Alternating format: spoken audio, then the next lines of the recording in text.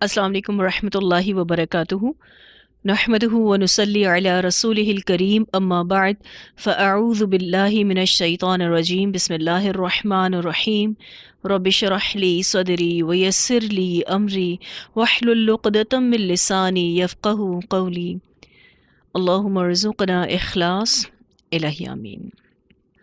सिलसिलतुस सहीहा में अगली हदीस, लोगों में सबसे बेहतर कौन? अन अब्दिल्लाह इब्न उमर क़ाल सुइल नबी सल्लल्लाहु अलैहि वसल्लम अय्युन्नासि खैर क़ाल अहसनुहुम खुलुक़ा। इसे तबरानी ने रिवायत किया है। अब्दुल्लाह बिन उमर रदियल्लाहु अन्हु से मरवी है, कहते हैं नबी अकरम सल्लल्लाहु अलैहि वसल्लम से सवाल किया गया, कौन से लोग बहुत बेहतर हैं? आप सल्लल्लाहु अलैहि वसल्लम ने फरमाया, जो उनमें से अखलाक के लिहाज से बहुत अच्छे हैं। इस हदीस को तबरानी ने रिवायत किया है।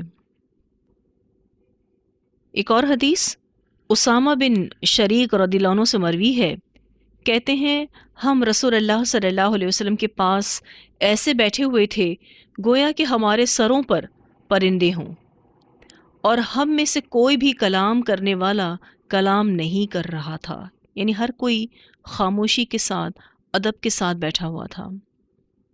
अचानक चंद लोग आए और उन्होंने कहा, अल्लाह के हाँ अल्लाह के बंदों में से ज़्यादा महबूब कौन है? आप सल्लल्लाहु अलैहि वसल्लम ने फरमाया, उनमें से जो अखलाक के लिहाज से बहुत अच्छे हैं।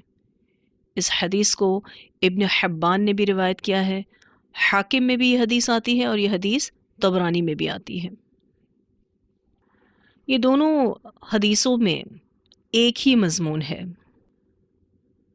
कि सबसे बेहतर वो लोग हैं जो अखलाक के लिहाज से अच्छे हैं, जिनका अखलाक बहुत अच्छा है। इस हदीस में अच्छे अखलाक की बात हुई, तो सहाबा कराम का कौन सा अच्छा अखलाक इसमें नज़र आ रहा है? उनका बाअदब होना। इससे ये मालूम होता है कि अदब का ताल्लुक़ अखलाक से है। सहाबा कराम नबी अकरम सल्लल्लाहु अलैहि वसल्लम की मजलिस में संजीदगी, खामोशी और अदब के साथ बैठा करते थे। किसी किस्म का शोर मजलिस में नहीं होता था और उनका एक एक लम्हा उनके बाअदब होने की गवाही देता था। बड़ा मशहूर जुमला है, बाअदब बानसीब, बेअदब बेनसीब। नबी अकरम सल्लल्लाहु अलैहि वसल्लम ने ज़िंदगी के ऐसे आदाब सहाबा कराम को सिखाए कि वो दुनिया के लिए नमूना बने। आज उम्मत को ऐसे ही आदाब की ज़रूरत है, वो अदब आदाब जिससे दुनिया में और आखिरत में बुलंदियाँ हासिल होती हैं। तो हम सबको उसी की ज़रूरत है। अदब से मुराद अक्लमंदी है, दानिशमंदी है, यानी इंसान को ये पता हो कि वो किससे क्या बात कर रहा है। फिर इससे मुराद अच्छी रविश भी है, तरबियत भी मुराद ली गई है इससे, तहज़ीब, शाइस्तगी और अखलाक, ये सारे के सारे माना अदब के हैं। जिस कौम में अदब ना हो वो कौम इंसानियत से हटकर हैवानियत पर आ जाती है। हुस्न अदब से इज्तमाई और माशरती उमूर में खुशगवारी पैदा होती है।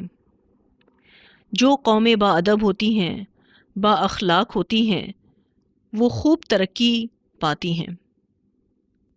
ऐसी कौमों में जिनमें अदब आदाब, अखलाक, तहज़ीब और वक़ार का एहतमाम किया जाता है, अल्लाह ताला उन पर रहमतों और बरकतों के दरवाज़े खोल देते हैं।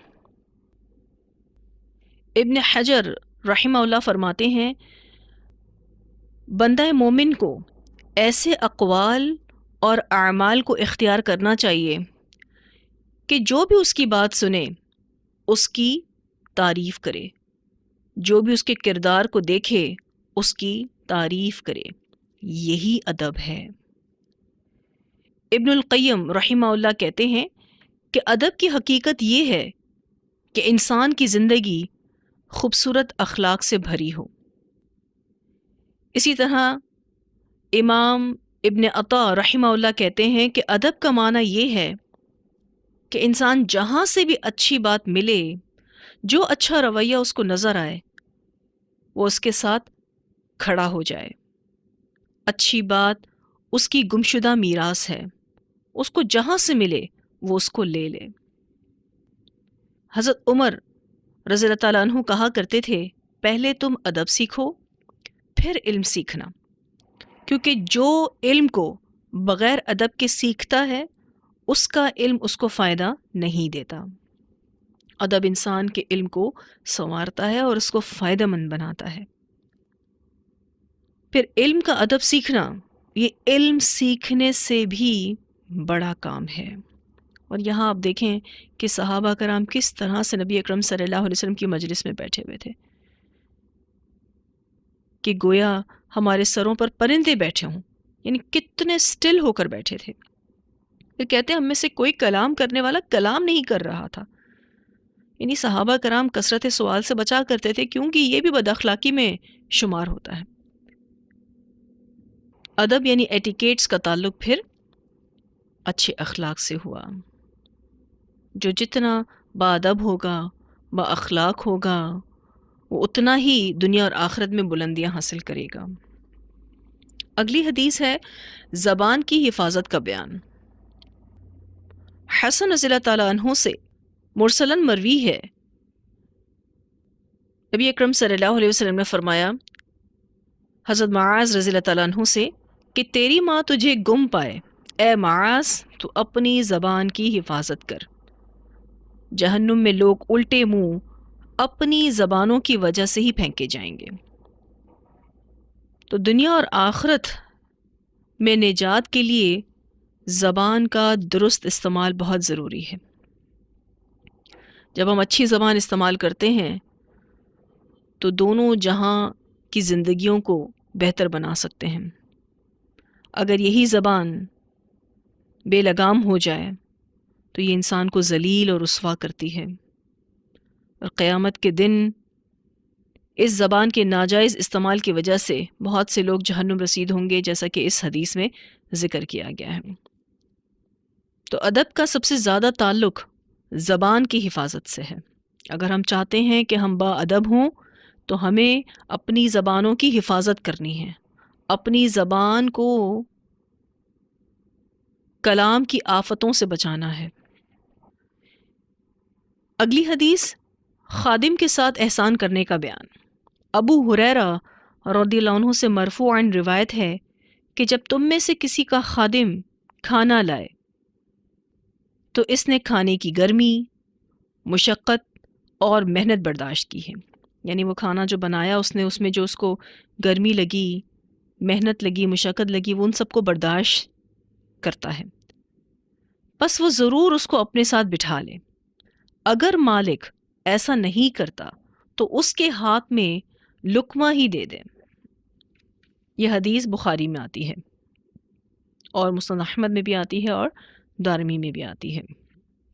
انسان کے بہترین اخلاق اس عمل سے معلوم ہوتے ہیں کہ وہ اپنے خادموں کے ساتھ کیسا ہے۔ اور یہاں جو بات ہوئی کہ یہ جو کھانا پکا کر خادم لایا اس کو اپنے ساتھ بٹھا کے کھانا کھلائے، یہ عاجزی کی علامت بھی ہے، اور اس سے انسان کی میں کو ختم کیا جا رہا ہے۔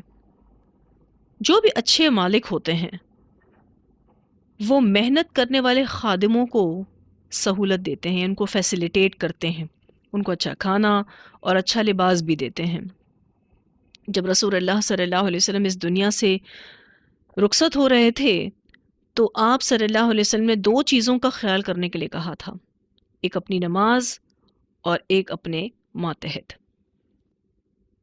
تو اس حدیث میں نبی اکرم صلی اللہ علیہ وسلم نے حکم فرمایا ہے کہ جب تمہارا خادم گرمی کی شدت برداشت کرتے ہوئے تمہارے لیے کھانا تیار کرے تو اسے بھی کھانے میں شریک کر لو، یا کم از کم چند نوالے اس کو بھی دے دو، یعنی اس کے ساتھ شیئر کرو تاکہ وہ خوش ہو جائے۔